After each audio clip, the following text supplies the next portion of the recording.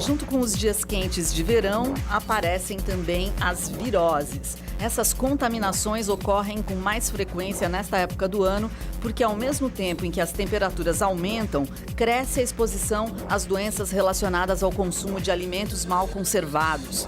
A virose gastrointestinal está entre as doenças mais comuns do verão, causando vômitos, diarreias e dores abdominais. Esta é a pauta do Viva Voz de hoje, que está no ar pela rádio e pela TV Univale. Hoje quem está comigo no programa é a acadêmica de jornalismo, Luana Amorim. Oi, Luana. Boa tarde, Lisa, e boa tarde para você que está acompanhando mais um Viva Voz pela rádio e também pela TV Univale. Lembrando que você pode participar do nosso programa através das nossas redes sociais. O Instagram e Twitter é @VivaVozUnivale e a nossa página no Facebook é facebook.com/VivaVozUnivale. Nosso convidado de hoje é o médico de família e comunidade, Alessandro Schulze, que é professor do curso de medicina aqui da Univale. Obrigada pela presença. Obrigado pelo convite. Bom, professor, todos os anos os hospitais de todo o Brasil recebem inúmeros casos de pacientes que contraem algum tipo de virose, né? Só em Santa Catarina, nos últimos 4 anos, foram registrados 242 surtos de virose, segundo dados da Secretaria de Saúde do Estado. Mas, afinal, o que a gente pode chamar de virose? A gente vai definir como virose todas aquelas doenças, todos aqueles problemas de saúde que forem causados por vírus. Nesse caso especificamente daquelas doenças com diarreia por vírus, a gente tem um grupo mais limitado de vírus. Entendendo que as diarreias que a gente chama agudas são aquelas que duram em geral em torno de uma semana, mas eventualmente até um mês. Essas diarreias agudas, elas são na sua vasta maioria por infecção, e dessas infecções, especialmente aquelas por vírus. E considerando as diarreias por vírus, na maioria das vezes o que a gente tem são transmissões mais de pessoa a pessoa ou por alguns objetos, mesmo comida, talheres, elementos que a gente usa para se alimentar, sim, mas não necessariamente aquilo que a gente chama de intoxicação alimentar. A intoxicação alimentar muitas vezes vai ser por bactérias, deve ser um pouquinho diferente. As bactérias, tem algumas bactérias mais limitadas ali nos tipos de bactérias, salmonela, que é mais famosa, shigella, que aí elas vão estar presentes nos alimentos, contaminando. Algumas outras vezes são toxinas pré-formadas, que a gente chama, então que a toxina está presente no alimento, e aí sim a gente tem intoxicações alimentares.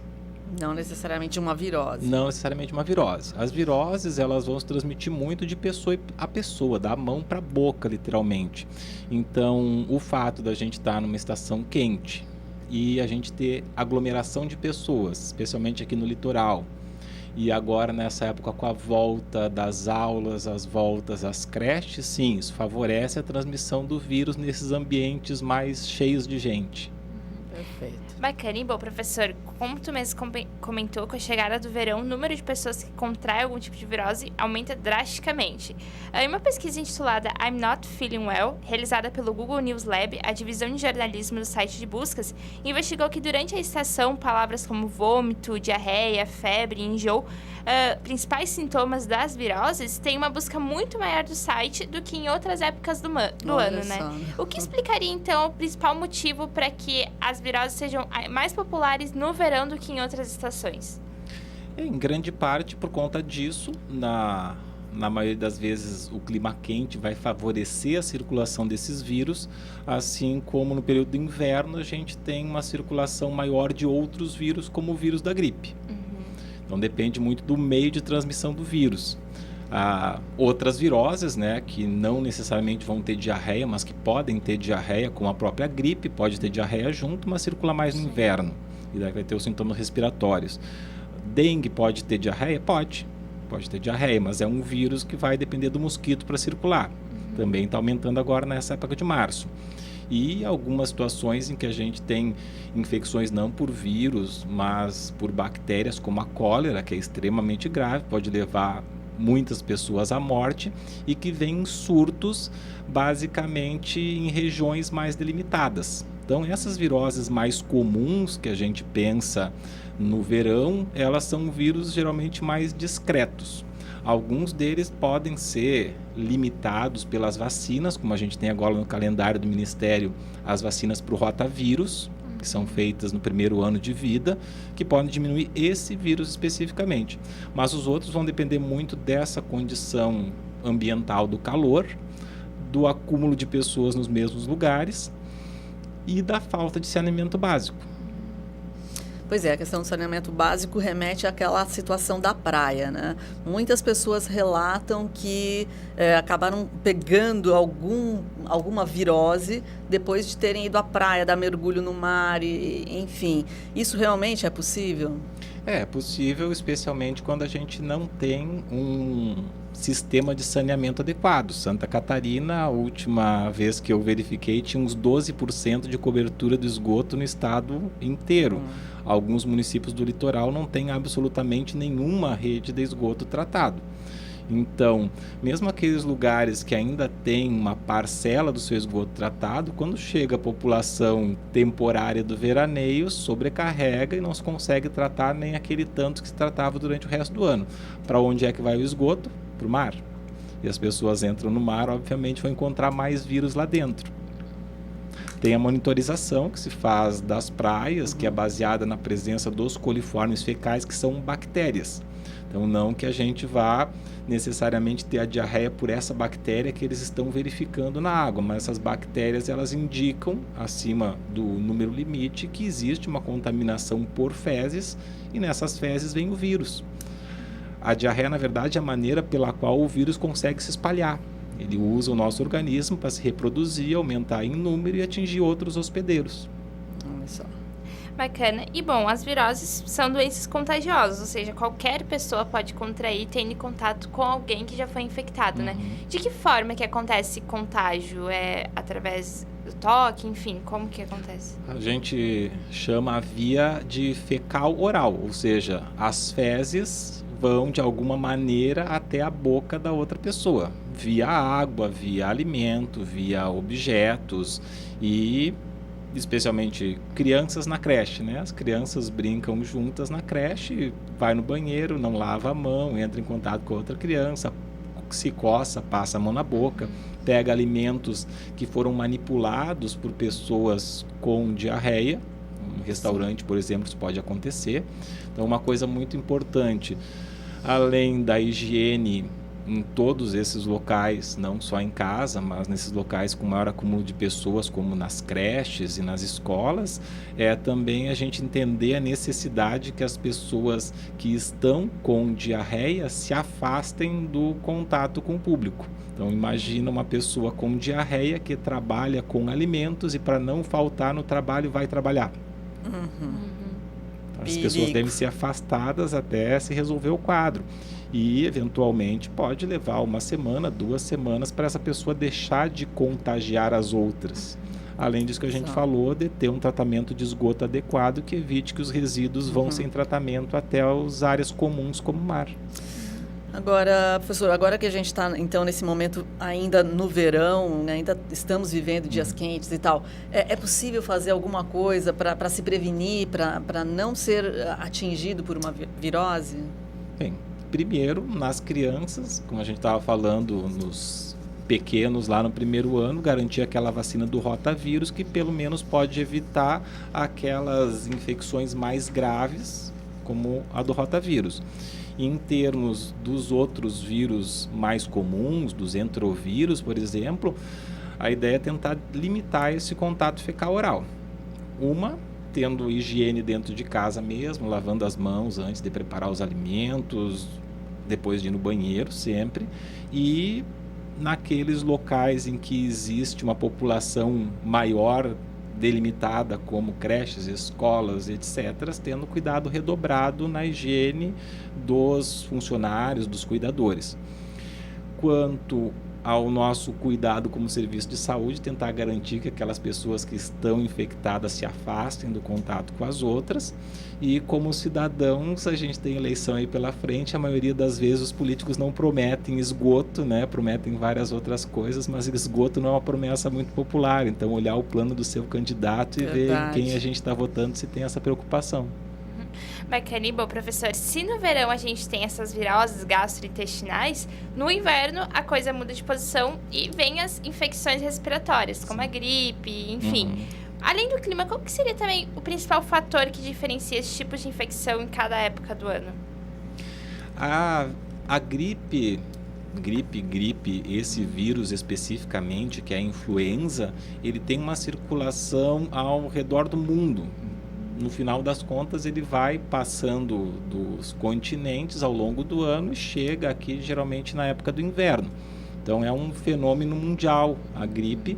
E as questões dos outros vírus respiratórios dependem muito também daquela nossa situação de inverno, que é manter os ambientes mais fechados. Então, o vírus de transmissão respiratória vai conseguir chegar até outra pessoa muito mais fácil se nós estamos fechados na mesma sala, respirando o mesmo ar.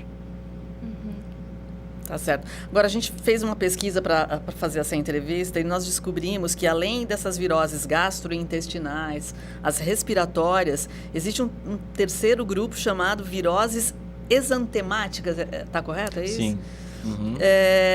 De que forma acontece esse contágio? Quais são os sintomas dessa virose? Exantema é uma palavra que a gente usa para manchas vermelhas na pele. Né? Se a gente for pensar nas épocas do ano, a maior parte dessas viroses que atingem a pele acontecem na primavera. É um outro período. Basicamente por essa questão de circulação do vírus. Aí nas viroses exantemáticas a gente vai ter um grupo vasto que também vai das mais leves às mais graves, desde aquelas situações que podem levar à morte mesmo, como sarampo, que no Brasil estava erradicado, mas agora a gente tem tido com os venezuelanos vindo sem cobertura de vacina mais casos. E tem aquelas menos problemáticas e mais comuns, como a varicela, que dá as bolinhas, crostas e as manchas vermelhas. Outras que também são leves, mas que podem trazer alguma necessidade de cuidado maior, especialmente entre as grávidas, que podem ser expostas, como a rubéola. E algumas que são menos conhecidas, como a doença da mão, pé e boca, que a gente chama que dá bolhas, também, como as outras, atinge mais crianças. E essas doenças, algumas têm vacinas, como sarampo, a rubéola, a varicela, também está vacina no calendário agora. Outras, como a doença da mão, pé e boca, não tem uma vacina, porque são, na sua maioria das vezes, condições benignas, que resolvem em poucos dias sem ter sequelas. A gente vai fazer então um rápido intervalo e daqui a pouco a gente volta a falar com o médico Alessandro Chouzes. E o assunto de hoje no Viva Voz é as viroses.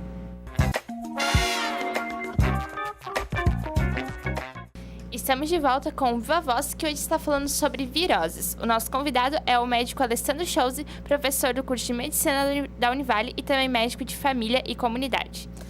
Bom, professor, a gente vive há algum tempo aqui na região e no país todo um combate, né, à dengue, que vive picos. Está controlado? Não, voltou. Sim. A gente vive esses momentos alternados, né? Qual é a atual situação? O que falar sobre... Também é uma virose, não é?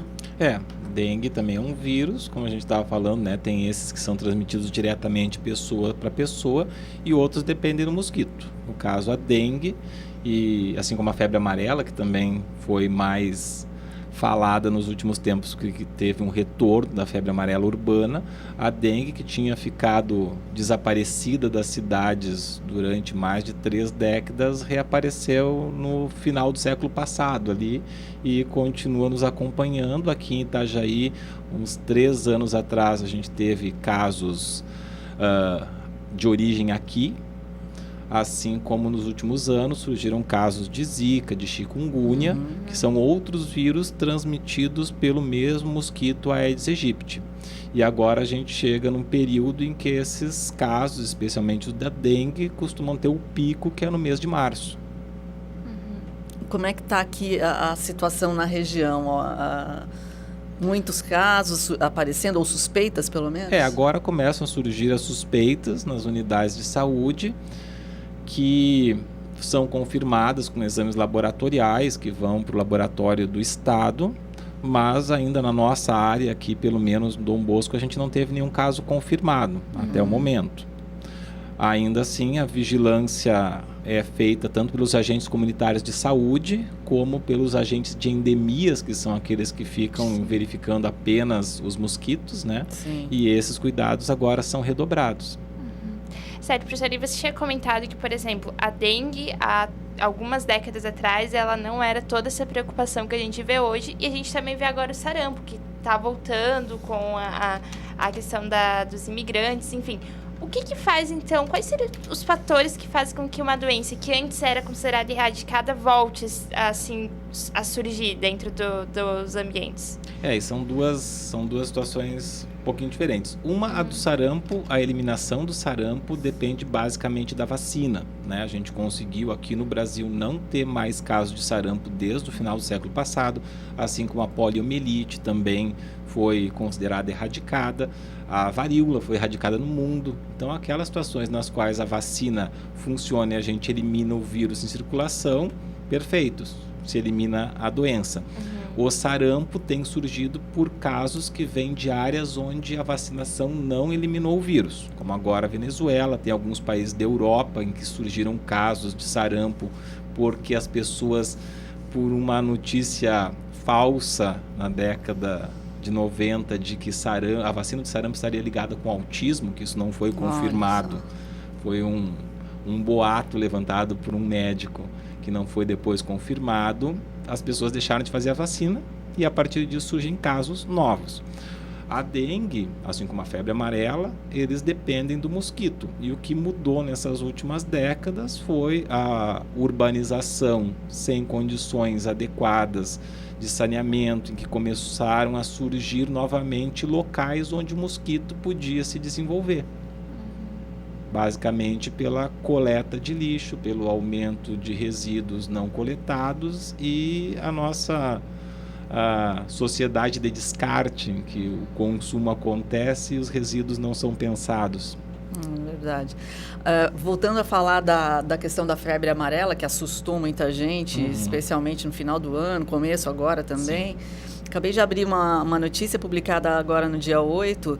O Ministério da Saúde confirma 846 casos de febre amarela e 260 mortes por causa da doença, né? Os estados mais atingidos são Minas Gerais, São Paulo e Rio de Janeiro, né? Quando existe uma situação como essa, em que o país já se mobiliza e tal, como os outros estados agem, né, diante dessa possibilidade de também surgirem casos em outros locais? A situação é um pouquinho diferente nesses locais do que aqui, porque febre amarela tem vacina.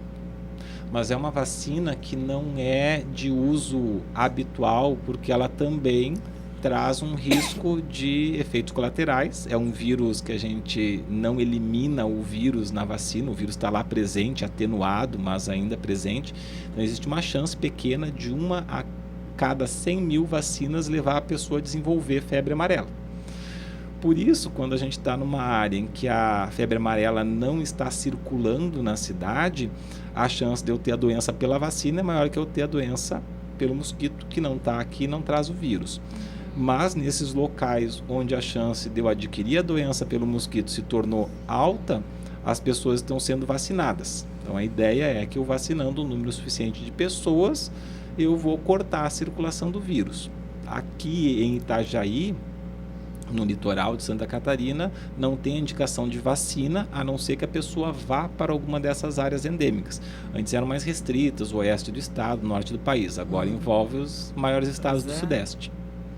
E a outra parte é como na dengue, chikungunya e zika, que é tratar de eliminar o mosquito, eliminando os locais onde ele se reproduz. São basicamente as fontes de água expostas sem tratamento.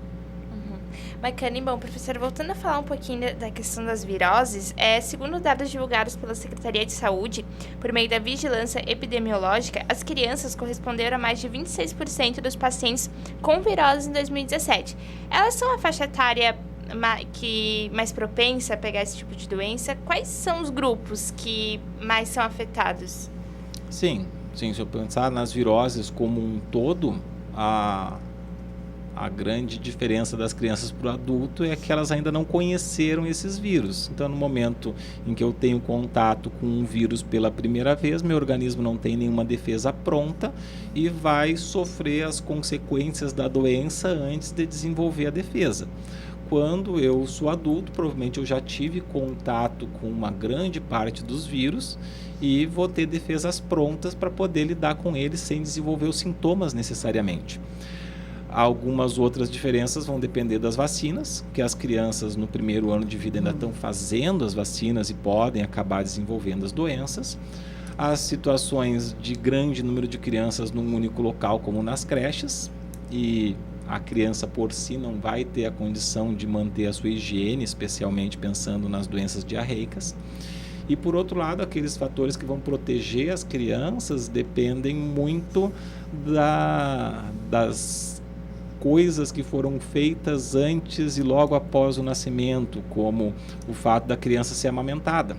A gente vê que a criança que é amamentada exclusivamente com leite materno até os 6 meses, ela vai ter a metade do número de viroses respiratórias ao longo do primeiro ano de vida que uma criança que não foi amamentada exclusivamente até os 6 meses.